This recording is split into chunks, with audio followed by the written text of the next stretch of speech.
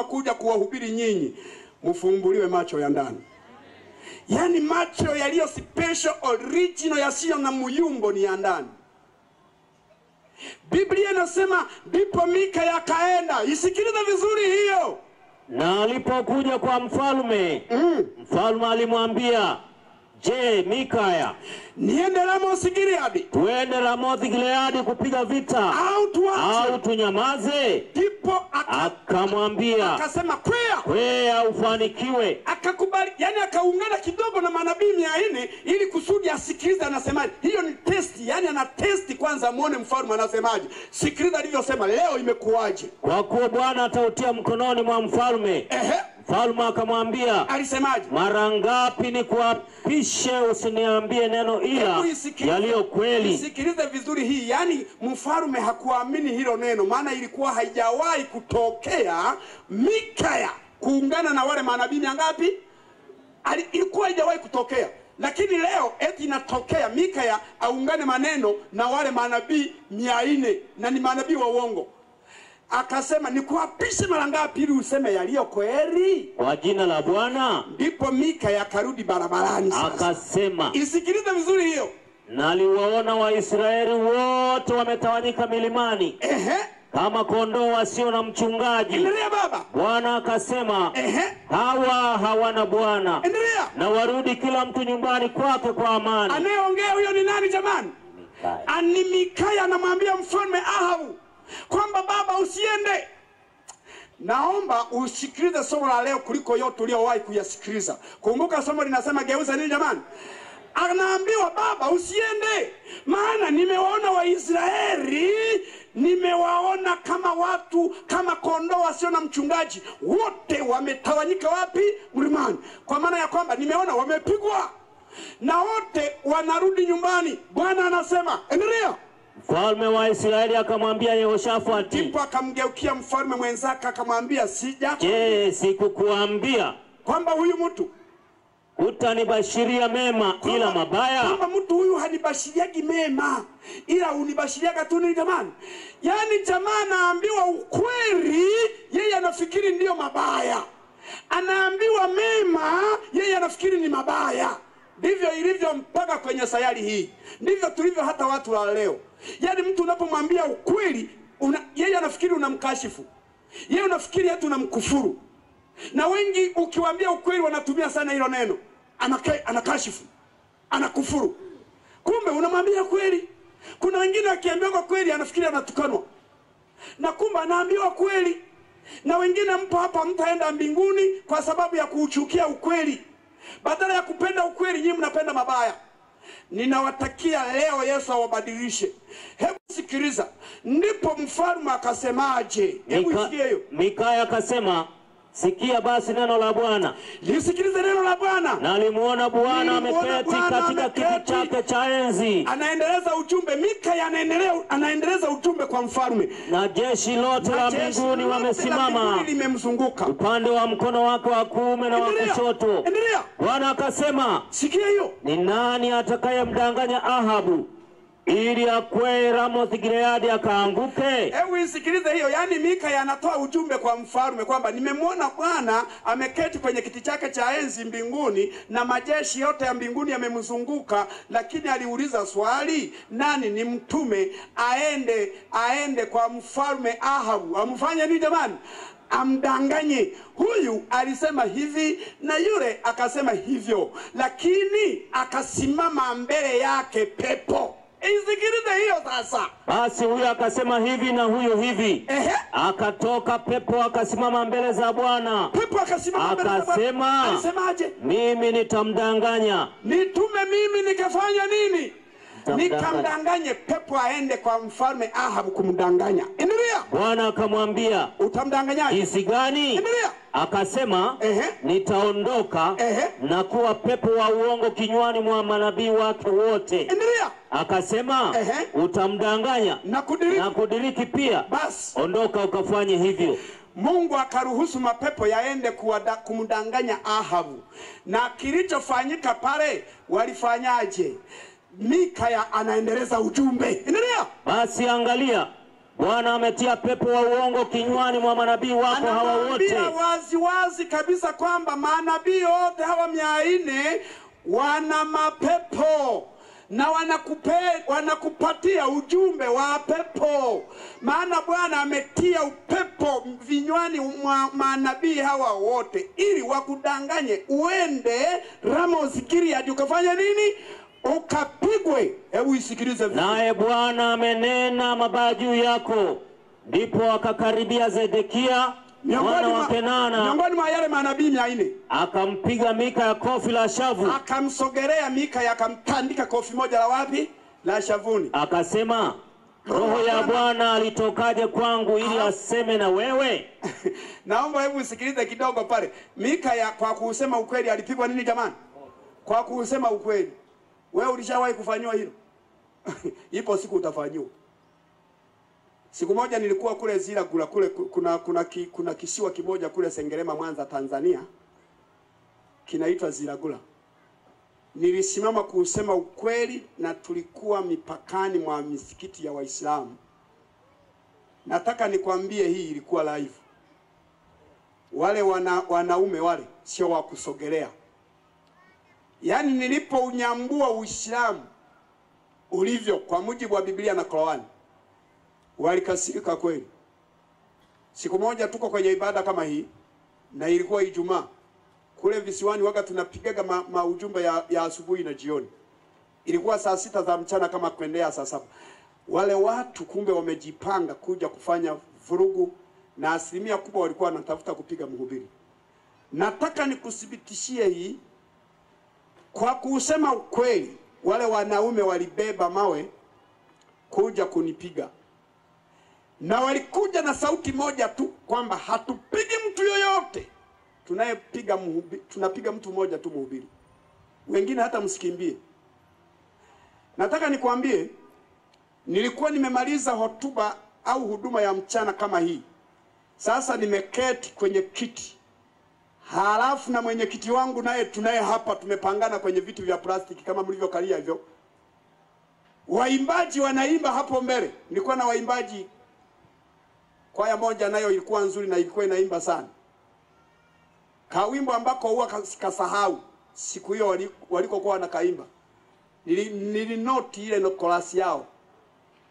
Walikuwa wakiimba usiogope, chorus yao ilikuwa inasema usiogope, usiogope mambo yanayokuja, usikate tamaa, tena usiogope, usikate tamaa, tena usiogope, usiogope mambo yanayokuja. Yani walipokuwa wakikarudia hako ka chorus, majamaa yakatua. Wote waliokuwa wanasimama kusisitiza tusiogope, wote wakamenya nini? Mbio. Hakuna aliyebaki hata mmoja, kila mmoja alitupa gita bila kuelewa. Nikaanza kufikiri hawa watu walikuwa wanamuimbia nani sasa? Walipokuwa kikimbia, majamaa yanasema wengine mnajisumbua tu, tunatafuta mtu mmoja tu mhubiri. Nataka nikwambie hata mwenyekiti aliyekuwa karibu na mimi, niliposhika alikuwa mkono wangu wa kushoto, nikakutana na plastiki peke yake.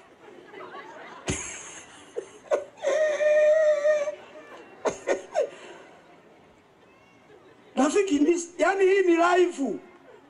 Siku moja utaiona kwenye skrini ya mbinguni.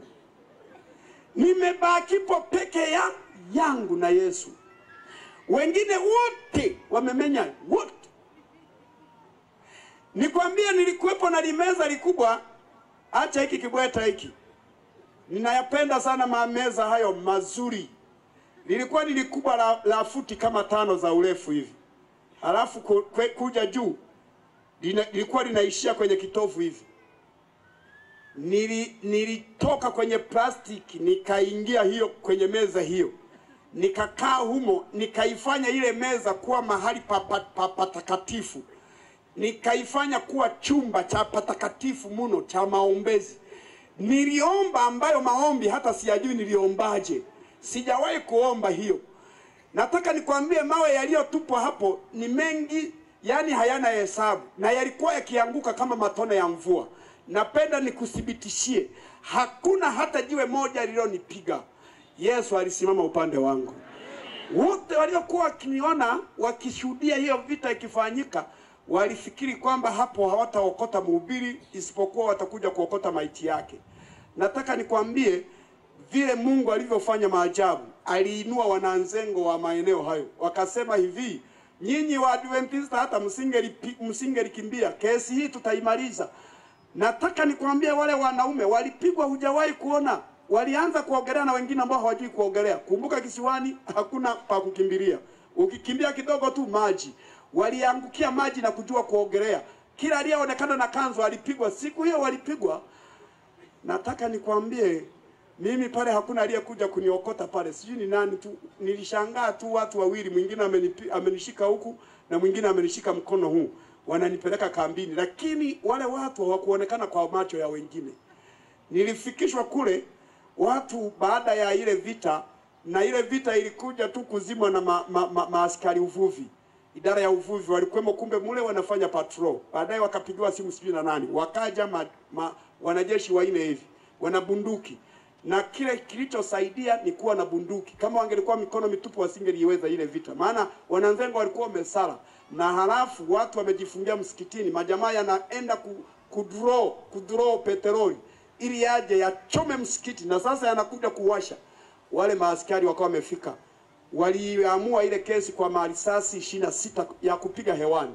Ndipo wananzengo wakatulia. Wanakuja kutulia sasa ili waje wamwangalie mhubiri kama bado yupo au kama bado wamenusurika. Walikuta mawe tu yamerundikana, mhubiri hayupo. Na hawajui nani alifanya nini, nani alimchukua. Wakaja kutahamaki baadaye, wakasikia niko kambini. Nilikuwa nimepangishwa kwenye kambi ya guest, kwenye guest moja hivi. Nataka nikwambie watu walikuja kila mmoja, mwenye juisi, mwenye soda, mwenye nini. Wanafika, hongera pole mhubiri. Na mimi nilikuwa napokea, sina jeraha hata hilo. Ninapokea juisi naweka mdomoni. Bwana asifiwe. Nataka nikwambie Mungu ninayemhubiri huyu ni mkuu kuliko miungu yote, na anaokoa kila wakati, na kila wakati anaokoa. Na Yesu ni mzuri, alitangaza, alituahidi, akasema popote mtakapokuwa kwa ajili ya neno langu nitakuwa pamoja nanyi siku ngapi? Mpaka dakika hii na kuhakikishia Yesu yuko hapa. Na yeye ndio anayezungumza na nyinyi hapa. Maana anaahidi kwamba hata tupungukia. Tumeshakutana na changamoto za majaribu kwenye mikutano. Kipindi kingine tunawekewa na sumu kwenye chai, lakini unashangaa napiga chai, halafu unaniona niko kwenye jukwani kuhubiri. Unasubiri jamaa anakufa muda gani? Hafi mpaka mahubiri yanaisha, narudi nyumbani. Acha Yesu aite Yesu. Nataka nikusisitize mchana wa leo, usiogope kuusema ukweli hata liwalo na livaya nini jamani. Mikaya akatandikwa kofi ya shavuni. Lakini sikiliza alivyosema. Biblia inaendelea kusema hivi. Mikaya akamwambia yule mpigaji, angalia, utaona siku ile utakapoingia katika chumba cha ndani ili ujifiche. Endelea baba. Mfalme wa Israeli akasema, mchukueni Mikaya. Ndipo hiyo ndio nenda kwa hatua watu waisikilize, maana tunahubiri maneno machache tu. Ndipo Mikaya anamwambia yule mpigaji, angalia, ipo siku utajificha, utaukutana na uso wa Kristo usipotubu. Lakini sikiliza, Biblia inasema ndipo mfalme Ahabu akaamurisha wale viongozi wake wa maaskari, wakaambiwaje? Mchukueni Mikaya. Chukua huyo Mikaya mapema, kamrudishe kwa Amoni mkuu wa mji. Nendeni mpeleke kwa mkuu wa gereza. Na kwa Yoash mwana wa mfalme. Endelea. Mkaseme, mfalme asema hivi. Sikiliza. Mtieni mtu huyu gerezani, weka ndani, mkamlishe kwa chakula cha shida na maji ya shida, hata nitakaporudi kwa amani. Lakini sikiliza, Mikaya hebu sikiliza kidogo. Mikaya akachukuliwa na migambo. Naogopa kuchukuliwa na migambo, ni afadhali maaskari wana elimu ya kukamata mtu. Migambo viherehere hawajuagi kukamata mtu. Jamaa akachukuliwa kwenye rukusi, akaning'inizwa hivi, anapelekwa gerezani. Jamaa kako juu, kamebebewa huku, yani mwingine amekashika huku na mwingine amekashika huku, wamekaninginiza hivi, lakini kanamtangazia mfalme Ahabu Kanapelekwa wapi jamani?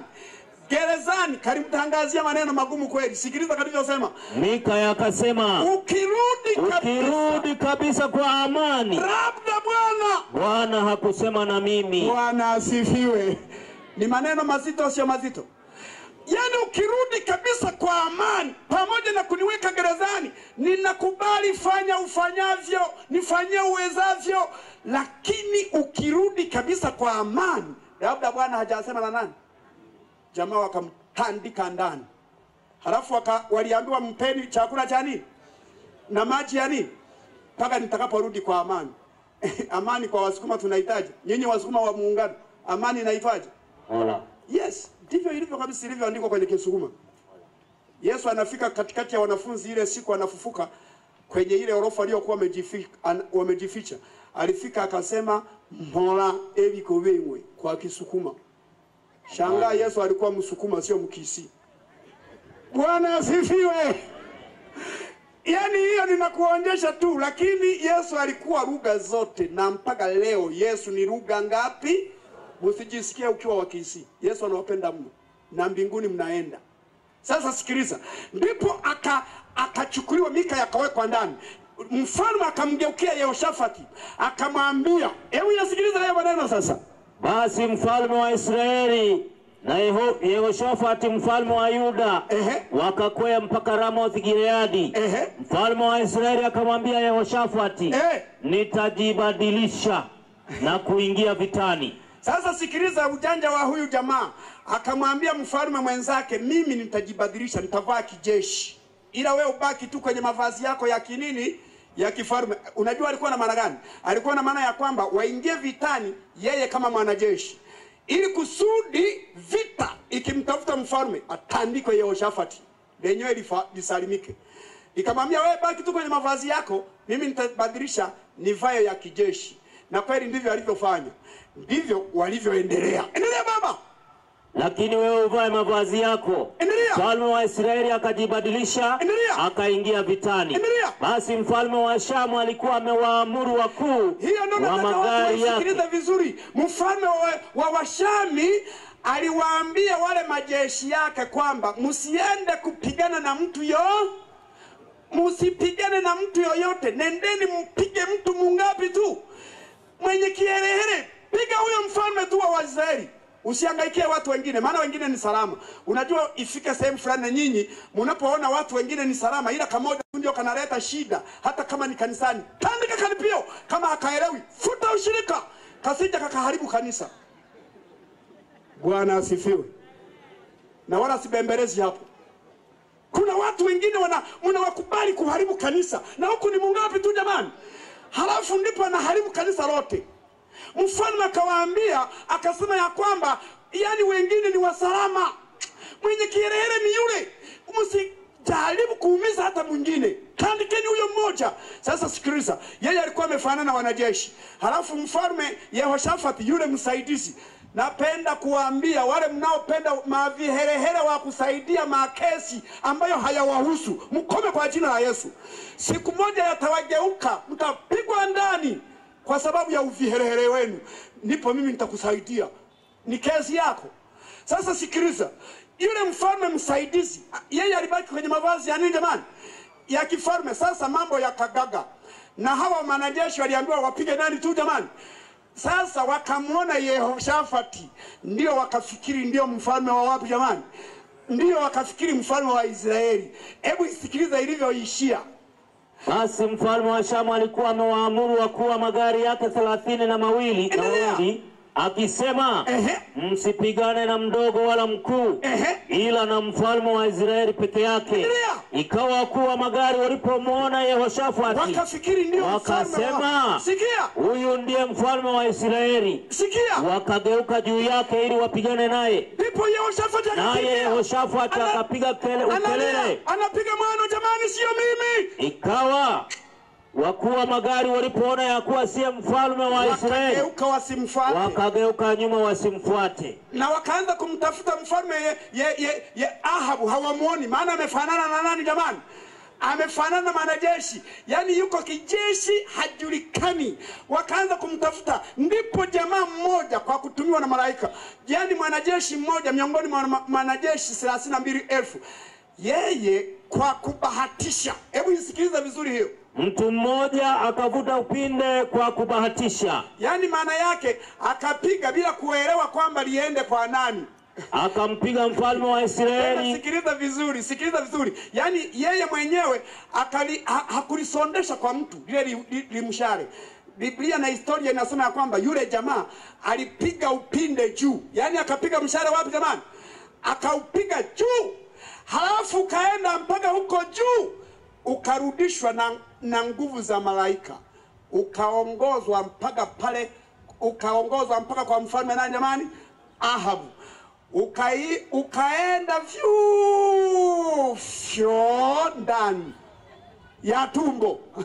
Mfalme akalia. Sikiliza ilivyokuwa sasa. Akampiga mfalme wa Israeli mahali pa kuungana mavazi yake ya chuma. Sikiliza alivyolia. Kwa hiyo akamwambia mwendesha gari lake. Akamwambia mwendesha wake gari, geuza mkono wako. Akamwambia geuza nini? Kumbuka somo linasema geuza nini? Geuza gari sasa, maana maliza baba, unichukue kutoka katika majeshi, maana kwa kuwa nimejeruhi sana. Maana nimejeruhika nini? Sana. Yani jamaa linasubiri lijeruhike ndipo ligeuza nini? Hiyo ndio naomba uishike pointi hiyo. Pigano likaendelea. Endelea baba yangu. Pigano likazidi siku ile. Endelea. Mfalme akategemezwa garini mwake kinyume cha Washami. Sikiliza jioni. Hata jioni akafa. Damu ikatoka katika jeraha yake ndani ya gari. Ikapigwa mbio jeshini. Basi. Bwana Yesu asifiwe. Kule nyuma Bwana asifiwe. Funika Biblia. Funika kabisa. Nisikilize tu kidogo, halafu baadaye nitatoa mafungu mawili tunasimama. Kidogo tu. Yule mfalme Ahabu alisisitizwa mno na nabii kwamba usifanye nini jamani? Aliambiwa usiende. Hautarudi salama mfalme, usiende. Maana nimewaona Waisraeli wametawanyika mlimani kama kondoo wasio na mchungaji. Na Bwana akawaambia kila mmoja arudi nyumbani. Mfalme usiende. Lakini yeye msemaji wa ukweli akamchukua akamweka wapi jamani? Gerezani. Tena akamwambia mpeni chakula cha nini? Tena mpe na maji ya nini? Hata nitakaporudi kutoka vitani. Kwa nini? Anaambiwa geuza gari, yeye hataki kufanya nini? Sasa Biblia inasema walipoingia vitani, mfalme Ahabu alipigwa mshale mungapi tu jamani? Mshale mmoja tu ndani ya tumbo. Mfalme akalia akasema geuza sasa nini? Yani nikamwambia ageuze gari kipindi limejeruhika. Hebu nisikilize vizuri. Hivi huyu mfalme alirudi salama nyumbani? Alikufa hakufa? Walirudisha mfalme au maiti? Tatizo alikataa kugeuza nini? Kuigeuza mapema. Niliwaambia leo nina mahubiri ya kuzungumza na watu wanaokataa maonyo. Hebu anza kufikiria hapo baba, fikiria hapo mama, fikiria hapo kijana, fikiria hapo dada, fikiria hapo binti. Je, ni mara ngapi umehubiriwa? Umeshageuza? Je, umegeuza gari? Ninaomba baba hapo usikize vizuri, pengine ukawa Ahabu wa leo. Ni mara ngapi umehubiriwa kuacha ugoro mama? Ni mara ngapi umehubiriwa kuacha sigara baba? Ni mara ngapi umehubiriwa kuacha pombe? Ni mara ngapi umehubiriwa kuacha uongo kijana? Ni mara ngapi umehubiriwa kuacha uzinzi? Je, umeacha? Mchana wa leo geuza nini? Hiyo ndio nataka kila mmoja aitamke. Yaani kuwa makini sana kuwa unadakia hapo. Kuwa golikipa tu wa hako kaneno. Iwe umehubiriwa mara ngapi? Ni wangapi wamekuhubiri wewe? Kenya yote, wahubiri wa Kenya, wangapi wamefika kwako? Wazee wa kanisa, wangapi wamefika kwako kukusaidia ile dhambi unayoifahamu? Wangapi wamefika kwako? Mama, mashemasi, wangapi wamefika kwako kukusaidia juu ya dhambi unayoifanya? Je, umeiacha? Mchana wa leo geuza nini? Rafiki yangu, kila jambo lina mwanzo na mwisho. Usisubiri kujeruhika kama nani jamani? Usisubiri kujeruhika, geuza gari mapema. Hivi huyu baba kama angeligeuza gari kwa ujumbe wa Mikaya, angelikufa? Na mimi napenda nikwambia, usipogeuza gari kwa ujumbe wa Hamka, kufa ni lazima. Na ili uwe salama wewe hapo unaponisikiliza kokote, na ili maisha yako yawe fiti baadaye upate uzima wa milele, leo ni siku yako ya kugeuza nini? Utakuwa salama kabisa. Mara ngapi umehubiriwa? Kuna wanawake hapo wakovi, midomo mirefu kama nini, na kila leo wanahubiriwa hawajageuza. Siku ile niliwaambia wapo wakina mama wengine akiamua kukutusi, unaombea hata angelikupiga mboko kuliko matusi. Wapo wanaume hapo usione wamekondeana ukafikiri hawana hela. Wana fedha kabisa za kutosha kula na kunywa, lakini kwa nini wamekonda? Ni matusi za wake zao. Wapo wakina baba wengine akiingia kwenye kitanda, kuingia chumbani usiku hawalalaki, wanaombea usiku ingalau uche haraka, maana amani haipo. Mwingine unakuta amelalia godoro kama amelalia miiba. Kama na mke akatulii, kana mtekenya tu kila wakati. Wewe nimekuona unatembea, mlikuwa na mama fulani, ni unafikiri sikuwaona hivi? Kwani kutembea na mwanamke ni shida? Kuna wengine tu ukikuona umetangulizana na mwanamke au umekaa na mwanamke mnazungumza, mnapiga story tu nzuri, lakini yeye anarefusha mdomo, fulani anamtongoza fulani. Ujinga usio na maana kabisa. Wapo akina mama wengine hawatulizi midomo machumbani. Yaani kakiingia mchumbani na mume wake utafikiri kameingia kwenye chumba cha cherehani. Kana mshona mume wake mpaka asubuhi. Hata kama atajitetea, mama fulani basi nyamaza basi, usiku umeenda mno nisinzie. Tena wewe unaniambiaje? Kakisogelewa kanapiga Pepsi ya nyuma. Niliwaambia siku ile. Niliwaambia siku ile, wale mnaonunua vitanda vya futi ngapi, mmechelewa na hamuna elimu yoyote. Vitanda vya futi 6 kwa 6 sio vya kulalia wanandoa, ni vitanda special kwa matumizi ya familia. Una visichana vyako 4, vitandike kwenye kitanda hilo. Visichana vyako 3, vifulana vyako tandike kwenye 6 kwa 6. Lakini wewe baba na mama ni marufuku kulalia 6 kwa 6. Ukitandika kitanda hicho na ukalalia baba na mama, umetengeneza kiwanja cha kuchezea mpira. Siku mmekwazana mpaka usiku utakucha bila kupatana, bila kuelewana. Kwa nini? Utakasogea kama mama, kanasogea yako. Unakaendeleza, kanasogea yako. Ikiisha kwa nafasi, kanarudi ulikotoka. Jinga sana. Bwana asifiwe.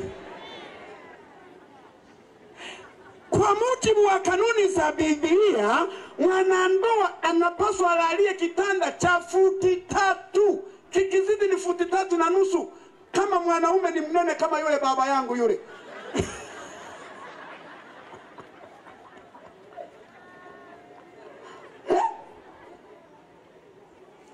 Ili kusudi unapokuwa kwenye hicho kitanda, siku mmekwazana, pakose pa kukimbilia. Akisogea yako tu, nafasi inafanya nini jamani? Inaisha. Mnabanana, kupitia huo mbanano mnaelewana. Bwana asifiwe. Naomba kama mama uko hapa, una vidomo virefu, hukomi maneno, matamshi mabaya, ukome kwa jina la Yesu. Na mchana wa leo geuza nini? Wapo wanaume wengine ni wagomvi, wamesaidiwa na wazee wa kanisa mpaka leo, yani ile ngumu kila leo, yani mpaka wamemaliza viatu vya wazee wa kanisa wanaendaka kwenye nyumba zao kuwasaidia. Hawasaidiki, hawafundishiki. Ni kupiga kwa wanawake tu kila leo. Na kuna wanawake wengine wapendwa, napenda niwaambie, wapo wanadamu duniani wazuri, mmoja wapo ni wanawake. Wanawake ni wavumilivu mno. Wapo wengine wanapigagwa hata kama amefanywa jeraha, ukimuuliza ulifanyaje hapo kwenye uso hapo? Nilijigonga kwenye riferemu la mlango. Kumbe amepigwa. Wanawake mbarikiwe sana. Mnatunza sana siri za wanaume kuliko sisi. Mume wako hata kama ni kojozi wa kitandani, uoga mnafichaka tu, mnasema ni mtoto, kumbe ni baba.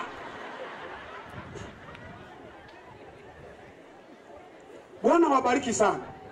Lakini mwanamume wewe baba jidanganye kukojoa, linakulipua. Ukikuta tu naanika godoro na majirani, mama fulani leo mtoto amekojoa kitandani. Bebe, acha wazi. Yani wewe bebe, nimesema wewe, acha wazi. Kwani ni mtoto? Yasua anakali yene. Yani amekojoa yeye. Hakuna siri kwa mwanaume. Lakini hawa wanawake watunzaji wa asili zetu ndio wanapigwa kila leo. Na usitoshe, yani usiwaangalie wengine hapa ni wazuri wamevaa, ukimwambia avue mpaka unageukia na kwingine. Yani kuna miili ilishajaa madonda, mengine hayaponyeki. Maana leo wanaume wengi leo walishataka kupiga ngumi za makofi na mboko. Maana leo senta zimekuwa, miji zimekuwa karibu. Wamebuni mapigo ya makucha. Yani utakuta mama anafinywa makucha, halafu anaambiwa ushirie. Jamani, nasiginiza kwa makucha, mama naye anasiginiza vilio vya taratibu na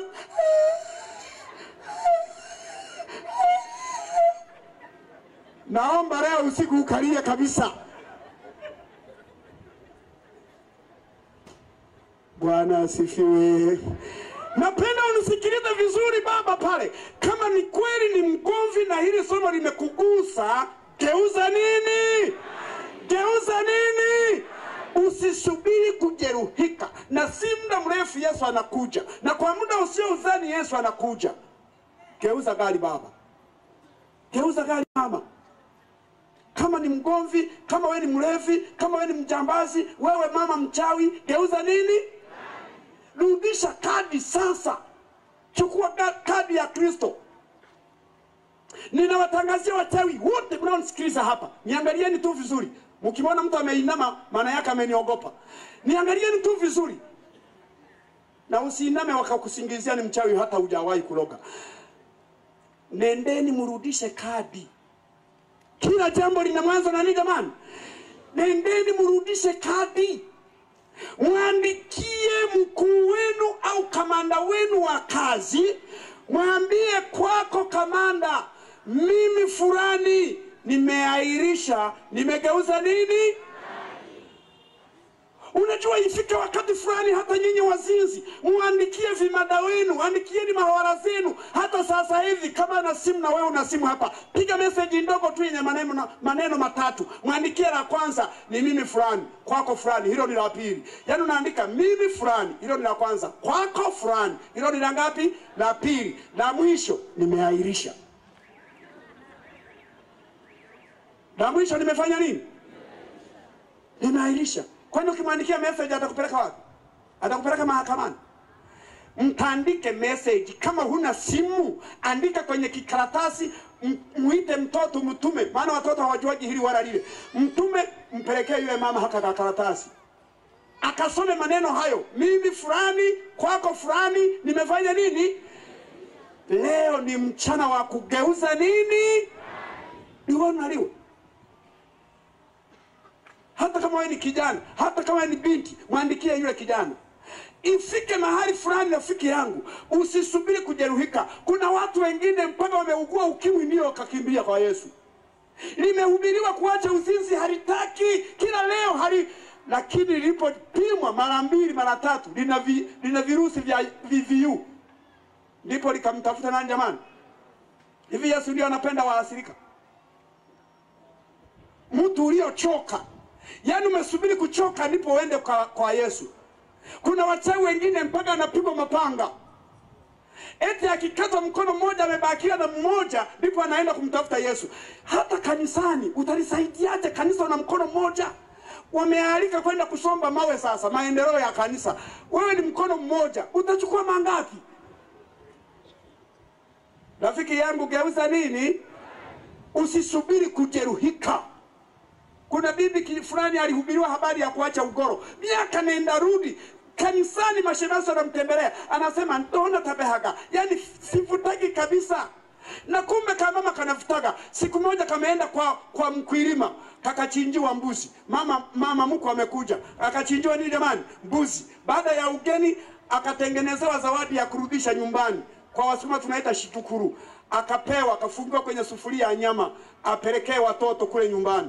Sikiliza, alipofika stendi, wale makonda wakampokea, wakaingiza nyama kwenye buti. Halafu bibi kakatiwa tiketi. Kamaliza kukatiwa kaonyeshwa siti. Bibi kaketishwa, hakakaa. Gari likaanza kuondoka. Kumbe mama huyu amemaliza ugoro kwenye kitunzio chake. Akasema, kamwambia driver, baba, kwa Kisukuma, baba, emeita kanakore ugoro. Yaani simamisha gari ninunue nini? Simamisha gari ninunue ugoro. Ile driver anamwambia, mayo kukora kwa utongi. Maana yake utanunua kule mbele. Yule mama akasimama na kusimama, ya. Yaani kanakata, hakuna. Simamisha ninunue. Na kweli driver akasimamisha gari. Bibi kashuka kwenda kununua nini? Ugoro. Anafika na walivyo wajinga wavuta ugoro, akiwakuta wauzaji ni 10. Anataka ugoro wote, kila ugoro aufanye nini? Auonje. Eti kwa namna hiyo anakusanya uwe mwingi. Akaanza kuonjesha. Gari inamsubiria tu. Matokeo driver akakasirika. Mama amemaliza kununua sasa na ufunga hivi. Akasikia gari limeanza kazi. Limeanza kwenda. Akasikia akageuka akaiangalia gari imeanza kufanya nini? Kwenda. Mama wa Kisukuma akalia, akaangua kilio, akasema, maye nyama yane yacha. Akapiga hivi mkono. Yaani akasema kwamba nyama yangu imefanya nini? Imeenda. Alipopiga mikono na ugoro ukafanya nini? Ukamwagika wote aliyokuwa amekusanya na ule alionunua. Akaangua kilio cha pili. Akasema, maye na ugoro wanewiteka. Maana yake na ugoro wake umefanya nini? Ndipo bibi akaanza kukimbiza gari kwa miguu. Shenzi sana. Unakimbiza gari kwa mguu? Anaenda analia, analia huko, anakimbia, anasema, nyama ya naye acha na huko roho anawiteka. Anakimbia mbio.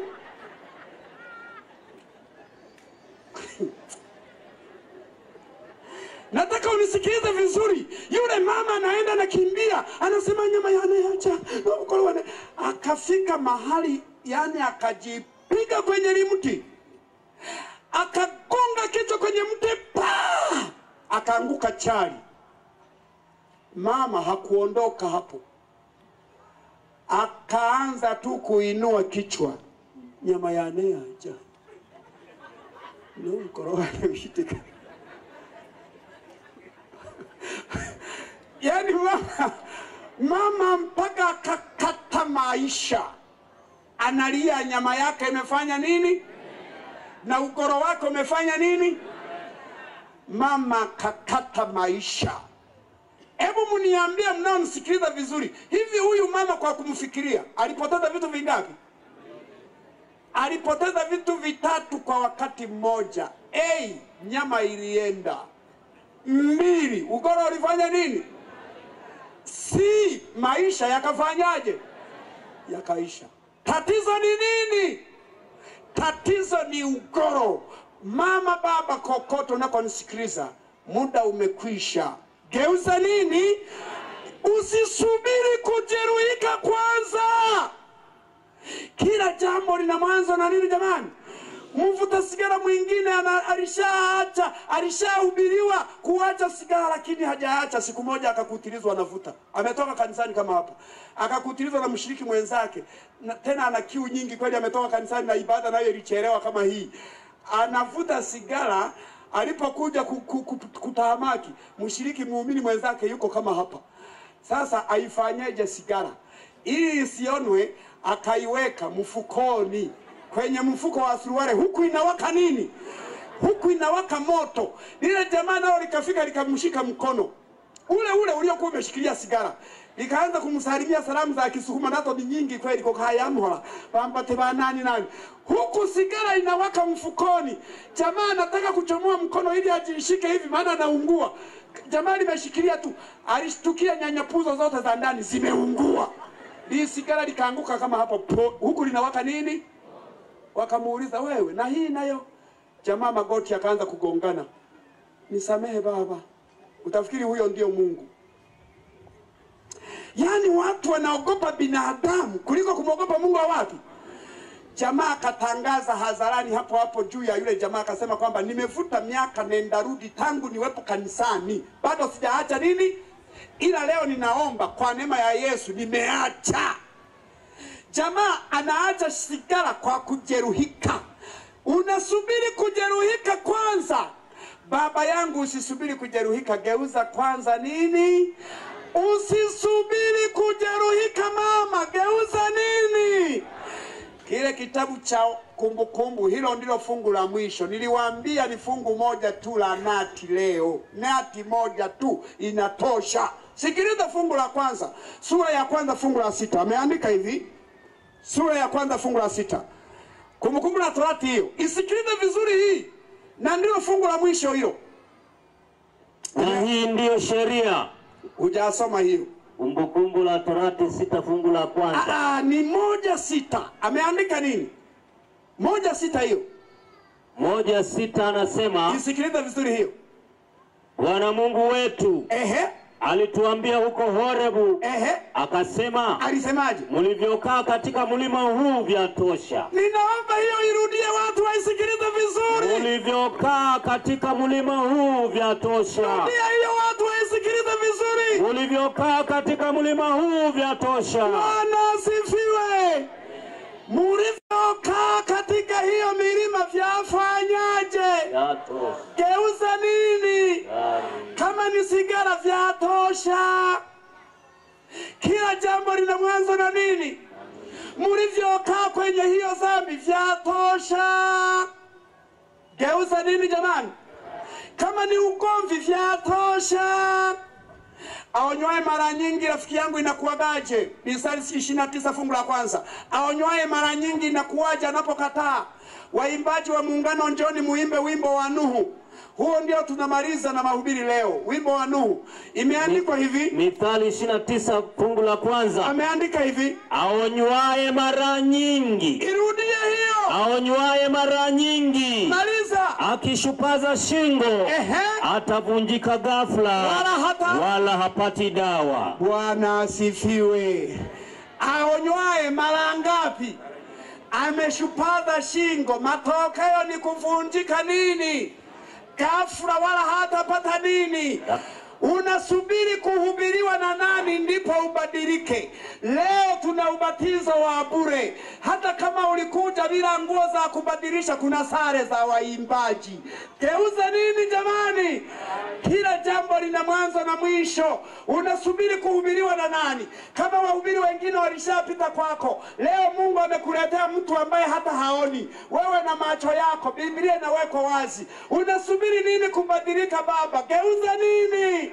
Aonywae mara nyingi na yeye hataki kuelewa, matokeo ni mabaya. Utavunjika ghafla kama yule mfarume. Mfarume alivunjika nini jamani?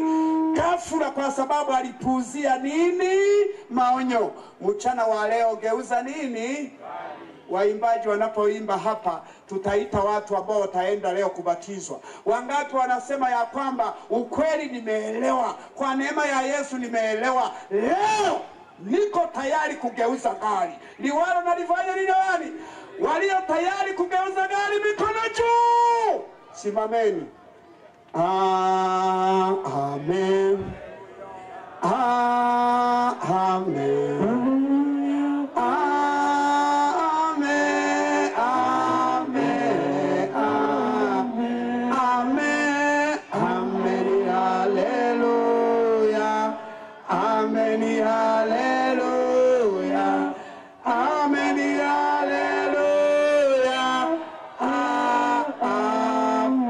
Yaani yule mchungaji rafiki yangu mkurugenzi wa huyu nani huyu Nyamanini huyu? Huyu ni Nyamwanga. Nyamwanga ninamhitaji sana. Ninaomba uniitie watu ambao wamekubali kugeuza nini? Gari. Maana muda umeisha. Haleluya.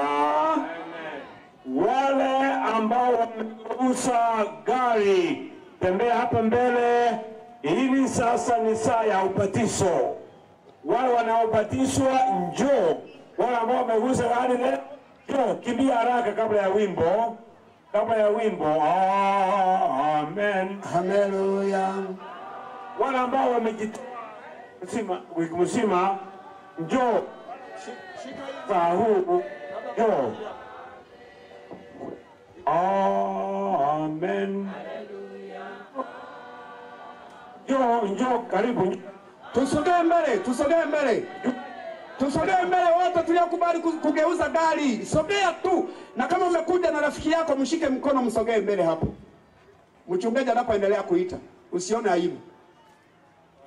Endelea baba. Okay. Haya, karibu. Wote wanaoenda kubatizwa njoo, na wale ambao wamegeuza gari njoo. Asante. Kimbia haraka. Kuenda mbinguni inahitaji kugeuza gari kwa haraka. Kimbia hapa, wachungaji wasalimie au wanaojitoa. Kama shike mikono. Come to Jesus our Redeemer. Come to Jesus our Redeemer. There is a fountain.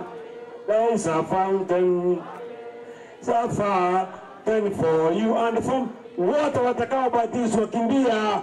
Wale ambao wameuza gari kimbia sana. Kimbia kwa haraka.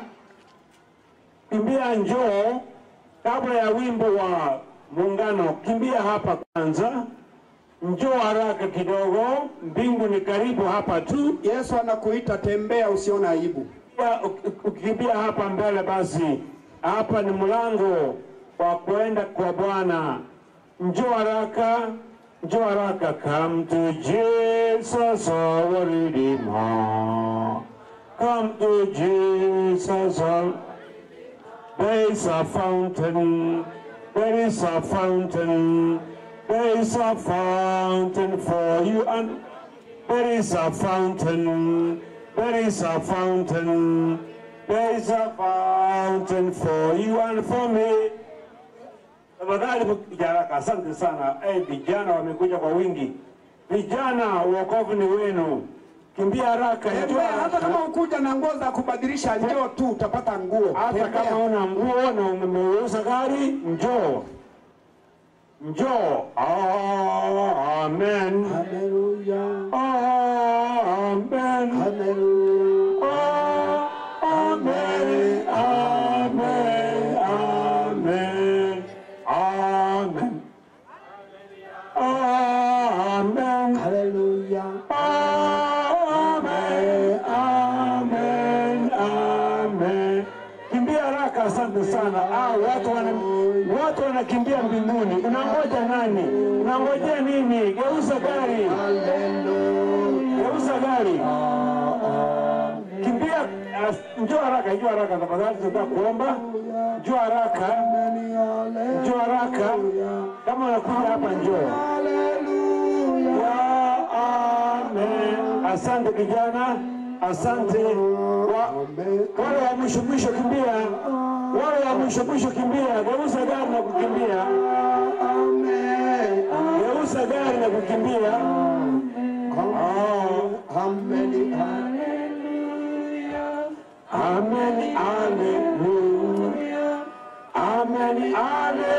Kama umekuja na rafiki yako mshike mkono mlete. Kama rafiki hapa mnaongozea kama mbatizwa, kama hajabatizwa njoo naye. Mlete hapa mbele. Tunafunga crusade. Tunafunga gospel campaign. Tunafunga mashambulio haya. Mfungiwe ndani ya mji wa Yerusalemu. Amen. Hallelujah.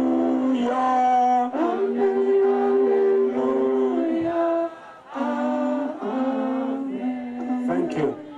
Asante sana. Utaniruhusu niwape ahadi ya ubatizo, ndipo tufanye ombi la mwisho.